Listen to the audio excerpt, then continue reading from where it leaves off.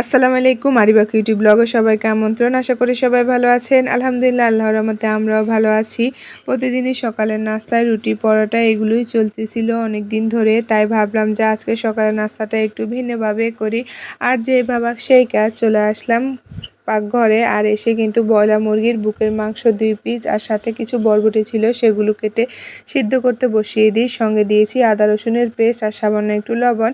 কিছুক্ষণ পরে এই তো মাংসটা যখন সিদ্ধ হয়ে আসে তখন কিন্তু মাংসগুলো তুলে নিচ্ছিলাম আর একটা প্লেটে রেখে দিয়েছিলাম ঠান্ডা হওয়ার জন্য। এর মাঝে চুলে একটা পাতিল বসিয়ে তার মাঝে পরিমাণ মতো তেল আর পরিমাণ মতো কেটে রাখা পেঁয়াজগুলো ভেজে নিচ্ছিলাম। আসলে ঘরে তেমন কোনো সবজি ছিল না আর কোনো সসও ছিল না, তাই ভাবলাম যেহেতু টমেটো ছিল তাই 2টা টমেটো আমি এখানে পেস্ট করে নিয়েছি। আর সেটাই কিন্তু এখন পেঁয়াজটা লালচে করে ভেজে তার মাঝে দিয়ে দিয়েছি। এরপরে পরিমাণ মতো হলুদের গুঁড়ো, মরিচের গুঁড়ো, তারপরে জিরে গুঁড়ো দিয়ে এখন মশলাটা ভালো করে কষিয়ে নেব। আগে প্রথমে তেলের মাঝে একটু মশলাটা ভেজে নিচ্ছি, তারপরে এই তো সামান্য একটু পানি দিয়ে কষিয়ে নিব। এবার অন্যদিকে যে মাংসগুলো ঠান্ডা করার জন্য রেখেছি সেগুলো কিন্তু এখন হাত দিয়ে এভাবে ঝুড়া করে নিয়েছিলাম। মাংসটা যেহেতু ঠান্ডা হয়ে গিয়েছিল তাই এভাবে হাত দিয়ে ঝুড়ো করে নিয়েছি, এই যে দেখেন। এরপরে দেখি যে মশলাটা কিন্তু ভালো করে কষানো হয়ে গিয়েছে।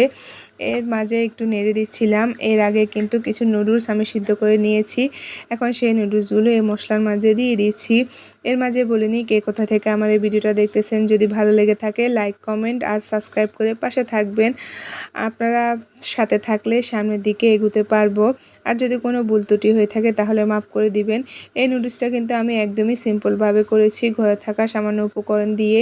তারপরে এই তো যে মাংসটা আর সবজিটা সিদ্ধ করেছি সেই পানিটা কিন্তু এখন এই নুডলসের মাঝে দিয়ে দিই, মশলার সাথে ভালো করে ভেজে তারপরে এখন নুডলসের মাঝে দিয়ে দিই।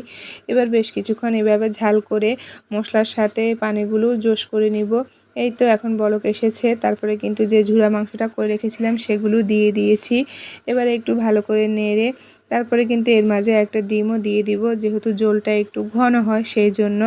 আর এর আগে কিন্তু এখানে আমি 3টা সিজলিং মশলা দিয়ে দিচ্ছি স্বাদটা আরও বাড়ানোর জন্য।